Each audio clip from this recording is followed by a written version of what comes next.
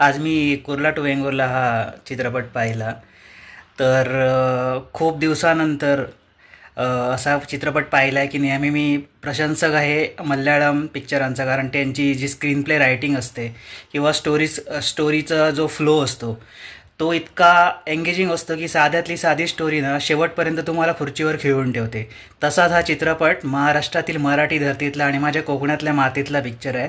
कारण पिक्चरची टॅगलाईन अशी आहे की नाती आणि माती जोडणारा चित्रपट, आणि पूर्ण कथानक जे आहे त्यातली पात्र म्हणा किंवा पूर्ण एकूण कथानकाची मांडणी, आणि सर्वात जो बोलतात की हा फक्त कोकणातला विषय नाही, हा सगळी अख्ख्या महाराष्ट्रातला अख्ख्या देशातला विषय आहे की शहराकडे जी माणसाची असलेली ओढ आणि या धावत्या जगात स्वतःला टिकून ठेवण्याचं एक जे चाललेली स्पर्धा, त्याच्यामध्ये माणूस स्वतःचा माणूसपणा धरून टाळलाय, हरवून चाललाय.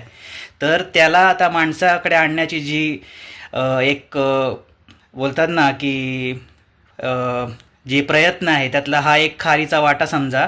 आणि गावातल्या लोकांना गावाकडे ठेवण्यासाठी आणि गावातली विशेषता समजून सांगण्याची ही एक महती समजा. आणि हा चित्रपट नक्की चित्रपटात गृहा पहा. धन्यवाद.